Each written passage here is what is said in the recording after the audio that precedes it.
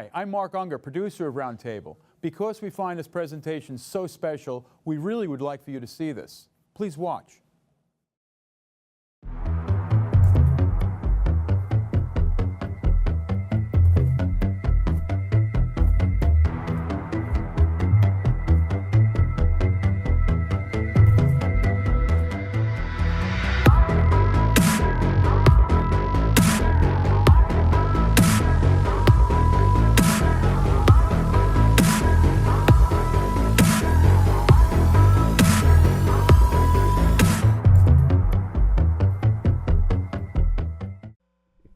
Good evening and welcome to Single Shot at Manhattan Neighborhood Networks Roundtable. Today we will be talking about the borders of what we can consider photography. I have with me Lawrence, a brilliant photographer and an educator from New York University teaching photography, and also a great artist who is creating his work in genre of surrealistic photography. And You're the first person to tell me that. Oh, I'm sorry I knew it, but you're the first person to actually refer it to. First comes first. Thank you very much, Lawrence, to join us tonight. And it's actually will be very exciting discussion for me because I personally myself believe that photography need to get a pinch of surrealism in it right now, especially as an art, as artistic media. And what you do is a clear and visible representation of what I believe should be happening. Reality should, if not become secondary, but at least give some breathing room for an artist to work with it. So let's see how you came to see reality and portray reality this way in your art. Oh, I don't feel like I'm betraying reality. I'm enhancing it. Enhancing, that's an interesting approach to it. So you are basically adding your art to reality and thus enhancing the reality. That's the approach? Adding whatever makes me giggle to reality. Whatever makes you giggle. So the sense of humor is important. Absolutely. And so let's see how you actually came to see reality and enhance reality and to make yourself laugh from this angle. So what actually made a professor who actually, as I understand, had a lot of training in photography in his life and who actually knows how you should take this proper picture according to Magnum standards to actually see his art this way. Wait, are you saying that? No, I have no idea how to take a picture. I learned how, yes, but I did not have lots of learning experience. I've had none, except for hands-on learning experience. That's the most important one. Oh, okay, there you go. In that case, yes, I've got a lot of that. As I understand, you started to photograph with film photography and then proceeded to actually teach film photography and then switched to digital and started to create images that clearly have anchor in reality but are different. So, well, this whole thing about anchor in reality, I have to say that photography is not reality, even when you're taking something straight out of the camera. It really isn't. I actually have to totally agree with you. Okay. Well, I'm glad we don't have to argue. I'm super. As I mentioned actually recently to somebody, the only settings at which you more or less accurately portray in reality would be 1/60th of a second shutter speed. I saw it about 120. The aperture at 1.8 and the lens between 35 and 50 millimeters. Everything else just don't even look like reality, not even in a time frame of reality. Well, in my world, as soon as we go from a two-dimensional representation of reality, which is three-dimensional, it's already distorted. Well, that's in a way it is, but let's put it this way. One thing it's really easy for us optically to do is to see two-dimensional reality. That's all we have to do. If we're looking at the reality with one eye, we don't have this triangulation. That's actually not true, because you do have the triangulation even with one eye by just doing that. Well, yeah, if you move from one point to another, the brain will adjust. That's right, correct. Exactly. Even but that because you're in a three-dimensional world. But when we're looking at a photograph, especially a printed piece or on the screen, we're only seeing two dimensions. We're getting the illusion of three dimensions by the way we are utilizing light. Oh, actually, there are quite a few techniques that actually converting two-dimensional photography back in three-dimensional Yeah, of course. reality with those three-dimensional glasses with 3D printing. Actually, that's one of the recent developments which I yet to try. And there's been photographers. There's one I was able to have the pleasure of sort of hosting about 2 years ago for his 90th birthday. He was one of the founders of, or not, an early member of one of the longest-lasting cooperatives in the United States, art cooperatives, photography cooperatives in the United States, called the Soho Photo Gallery. His name is escaping me right now, but he did three-dimensional photography, black and white photography, where he was cutting out meticulously photographs that he mounted onto, I guess, foam core, and made layers out of it so that subjects that were closer to the lens and subjects that were further from the lens were actually at different layers, so you could look behind them even though they were all just two-dimensional representations. So it was a mechanical three-dimensionality to it. So he was actually correcting the focus for each of the layers, or he was using the focus space in this? I didn't get the full scope of how he was doing everything. I think it was more like that, you know, he's using a smaller aperture. There were a lot of, the ones I saw were a lot of beach shots and another beach shot, two different series, one that was beach shots and one that was New York City. I would have to guess that they were all shot in daylight, so he probably had the depth of field already. Yeah, probably, because if you think about it, a device like this would, in two different settings, would give you a completely different feeling. Right. Yeah. But Don't we like that? Isn't making a photograph kind of like making a meal? You can put more of Indeed. this in and less of that this Absolutely. time. Well, it all depends on the ingredients, but the final product is always a little bit more than the sum of ingredients. But getting back to your art. Okay. Before we started the program, you actually corrected me and said that it's not exactly accurate to describe it purely as a photograph. So can you tell me a little bit more about it? Well, no, we could describe it as a photograph. I'm sorry if I misled you there, but rather, I think what you're getting at is talking about how to use the camera, or how I teach my students to use a camera. I was actually going into a different direction. But Okay, go on. no, go ahead. No, go there. I'm sorry. What I was trying to look into is where exactly would be the border between what we can and cannot call photography, because right now it's a very big issue in many areas which are borderline of it. I don't care. I mean, defining, I would have to guess that if you're going to call it photography, then at least if a lens wasn't used and a piece of film wasn't used or sensitized anything, then a digital, some kind of something was used. And I mean, I suppose you could say that, you know, certainly old processes from, you know, a century ago or older, there what was required to make a photograph, because the enlarger had yet to be invented. A century ago, we didn't have the enlarger. So if we wanted a print this big, we needed a negative this big, or a piece of glass this You big. definitely remember this monstrous camera that was circulating the internet a while ago. The one that was specially created to photograph the whole train. It was the size of a small barn. I can imagine that. Or, well, it's the same thing as, you know, Matthew Brady doing the Civil War photography. The camera and equipment that he was using was so bulky that it was much easier to go out into the field and drag the bodies to the camera than it was to take the camera to the bodies.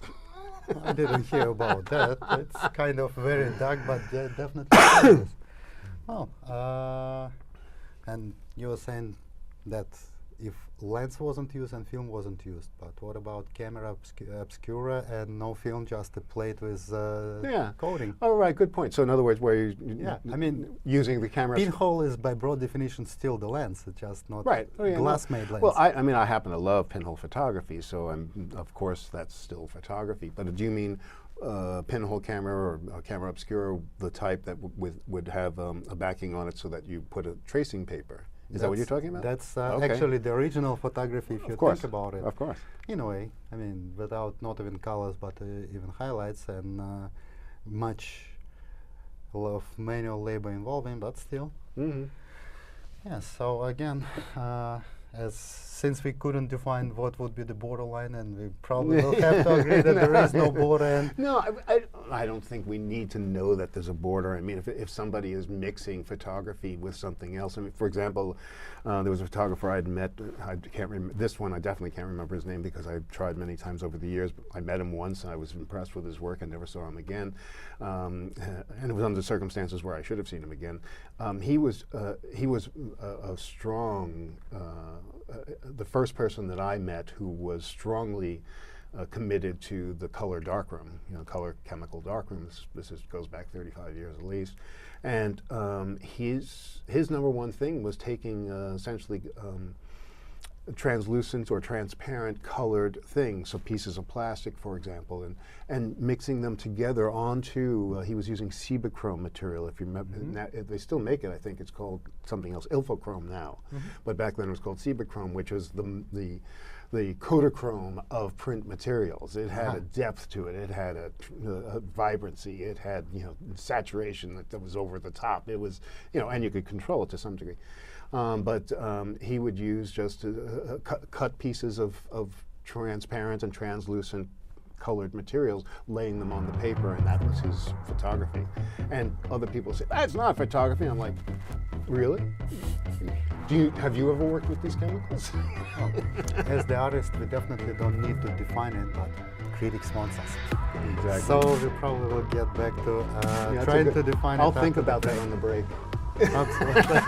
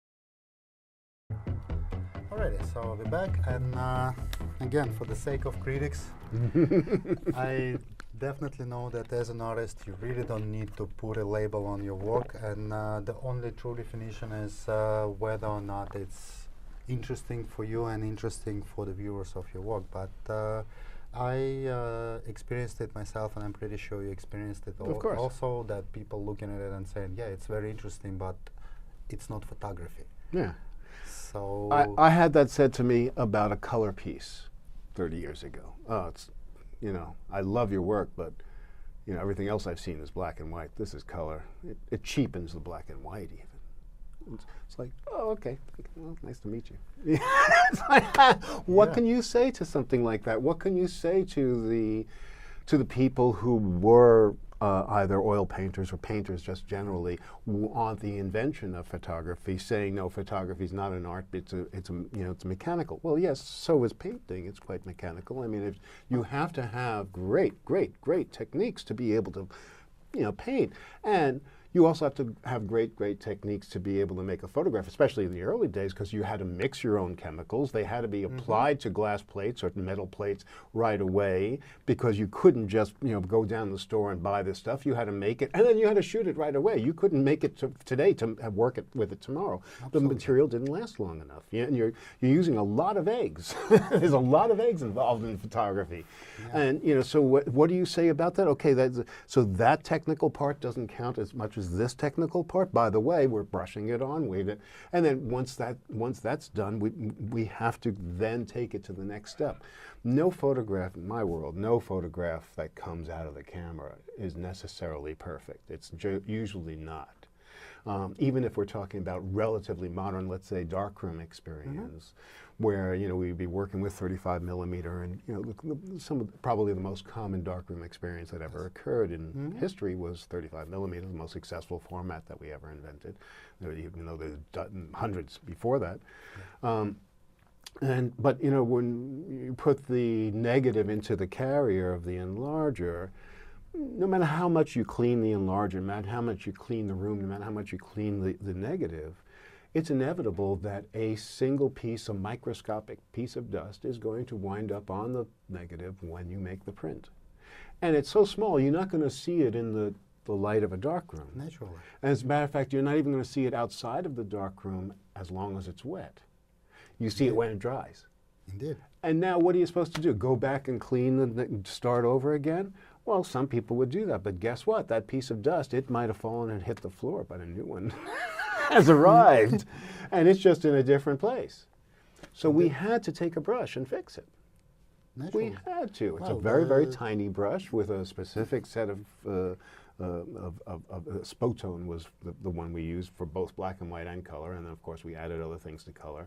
Spotone because it was a set where you bought, if you ever experienced this, a set where you bought 3 bottles, I think it was 5 bottles, 7 bottles, or 9 bottles.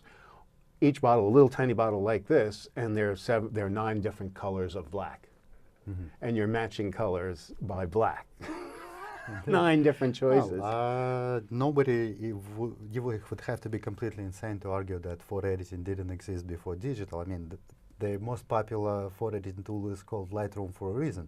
Yeah, exactly. So it did exist, and but on the other hand, this phrase that haunting everybody who is trying to step outside of standard in the framework approach to photography, it's not out of the camera. Out of the camera seems to have, in a way, value on its own for a big part of population and a big part of actually gallery world as well. Yeah, I don't know how to relate to that. I don't know how to talk about that. I mean, it'd be sort of like saying, I went to a restaurant that I was told was very, very good, but the meat was cooked. It didn't come just straight from the animal. No, it's the same thing. It's a raw piece. And I would want to, even if it was completely safe to eat, I love sushi, so I guess that's, something like that. But but today I ordered a, cooked sushi. I mean, I ordered, I already had sushi last night, so I wanted something else tonight. Of course I won't die if I have sushi twice in a row, but it doesn't mean that there's something wrong with the sushi. I mean, yes, there is if I asked for it cooked and it didn't come cooked. So I can get that, but this notion of that it didn't come out of the camera, this is the first, I've actually not heard that so much. I've been in this field for decades. It's more a recent new thing. I mean, yes, I've heard of it before. And indeed, I think I was telling you, when we spoke earlier, about a series I did that was all out of the camera, where I was doing multiple exposures in the camera. Yeah.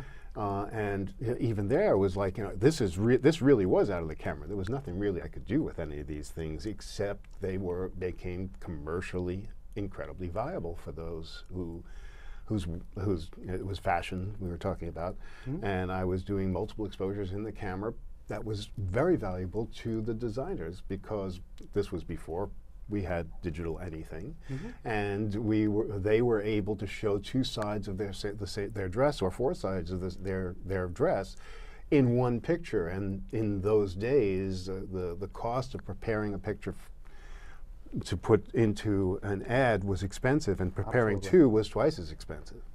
So having it all in one picture, that was very valuable for them. And So basically, it was the beginning of your altering photographic reality as fashion photography, using multiple exposures, creating one product shot as the final result. yes.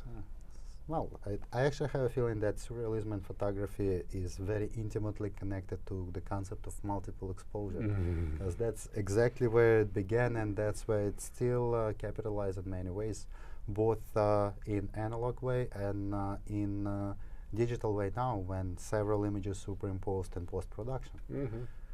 I've had, I don't know if you had this conversation before about HDR, or high dynamic range photography. I used it myself, and I think we mentioned it at some point, but this indeed is a very interesting concept which didn't exist before in film photography.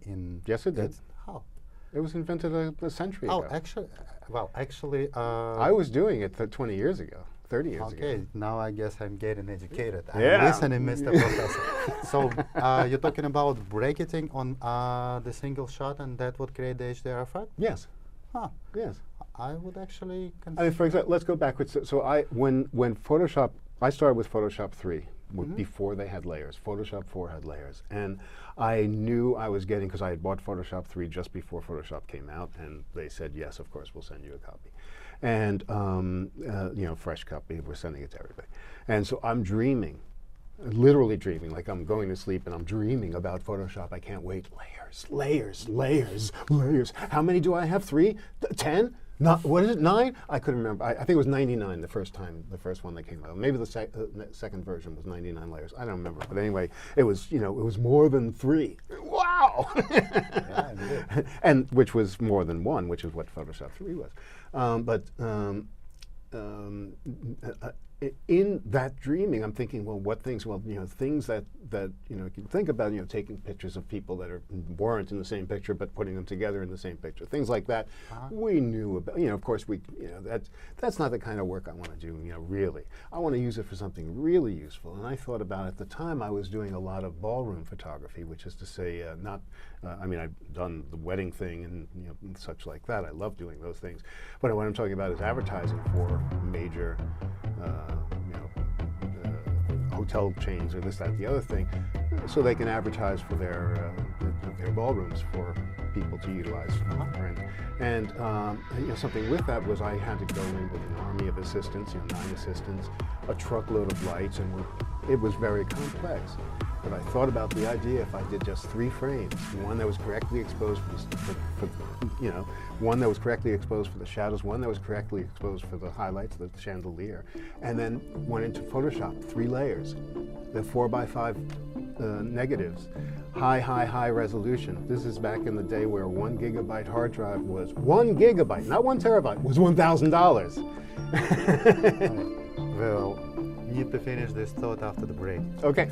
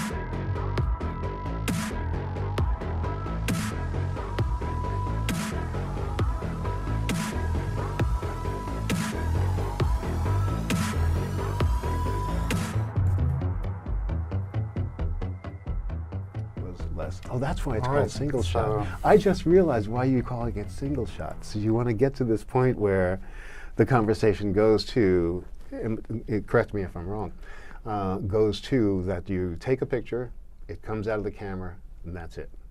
Actually, that's exactly the opposite of what I believe should be happening. Okay, with there we photography. go. I truly believe that we're right now at the point where we need to do exactly the same thing as painting did when photography emerged. Because of all the new technology, because of all the developments in artistic photography, we just need to accept that the role of photography in just depicting reality as accurately as it can, if not obsolete, but at least not the only role we should be focusing on.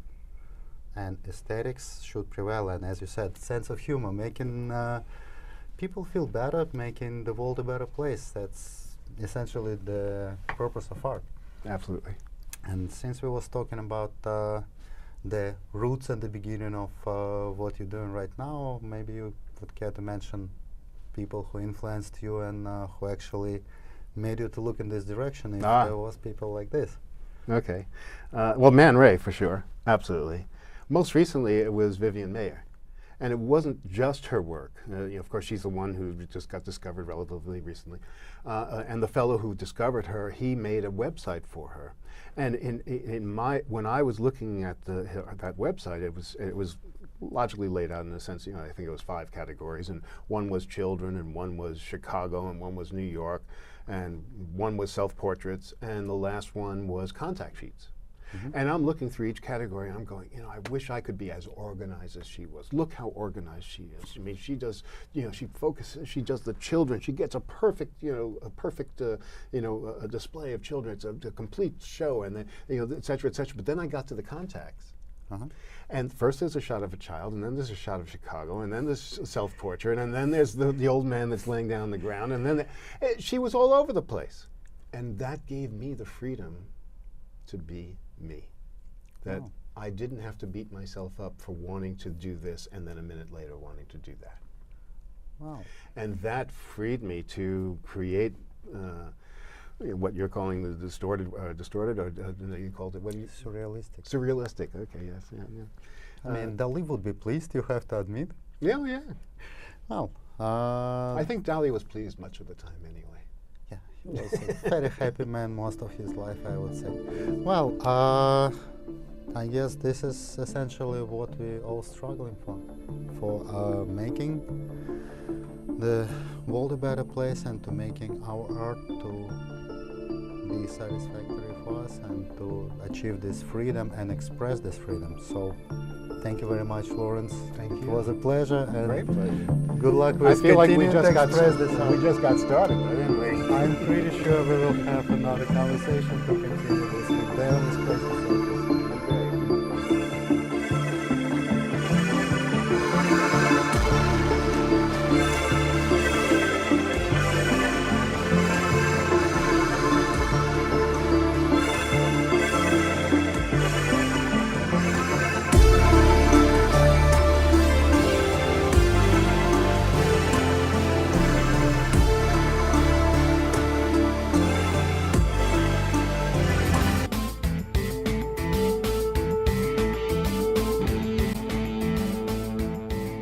I hope you found that worth watching as much as I did. I'm Mark Unger for Roundtable. Thanks for watching.